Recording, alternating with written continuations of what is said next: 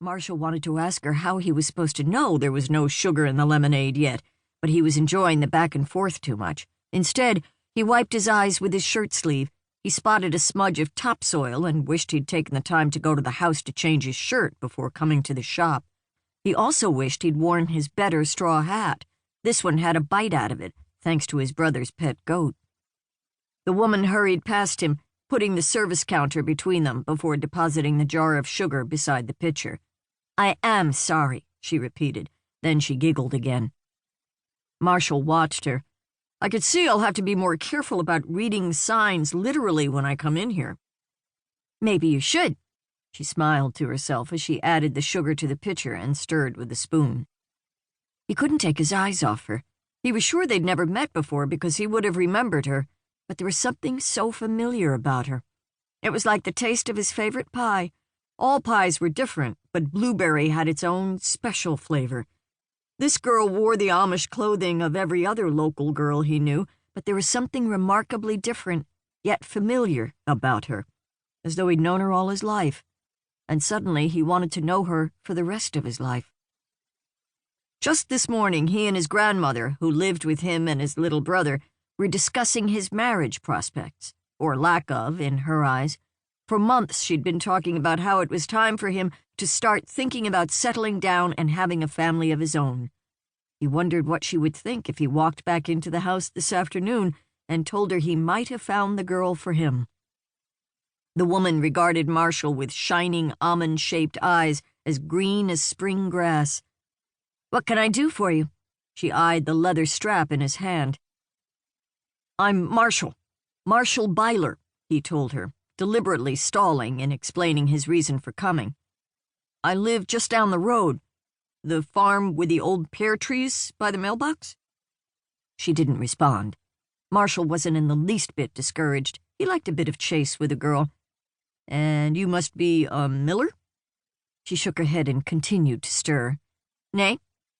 He took a step forward and inspected her closer. She was tall for a woman, perhaps taller than he was, and slender as a willow. She wasn't a beauty in the usual sense, not tiny and softly rounded like his neighbor, Faith King, but when this newcomer turned those intense green eyes on him, he found himself almost stunned, not to mention slightly tongue-tied. She was sharp as a straight razor, this one, and direct in her speech, more outspoken than most of the girls around here. Deliciously tart, like her lemonade. Marshall smiled at her, a practiced expression that had caused more than a few feminine hearts to flutter. Surely this maidel behind the counter could see his charm and recognize him for the superior fellow he was. He held up the broken strap. She seemed not to notice his smile.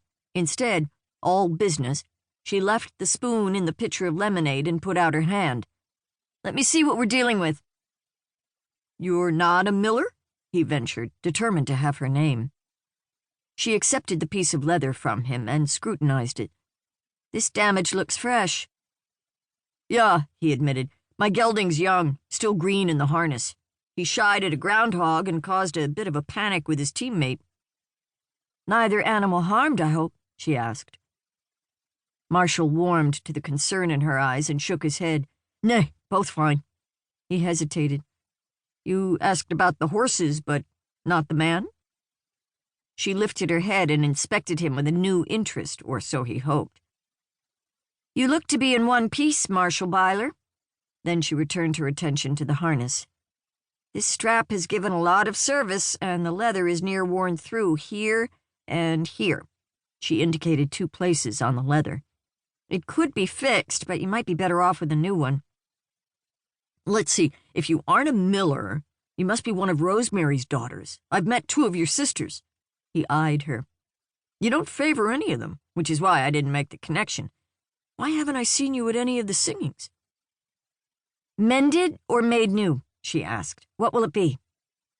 Marshall drew himself up to his full height, bringing his eyes level with those intriguing green ones. "What's your name?" Her lips tightened again, and flecks of gold tumbled in the green irises.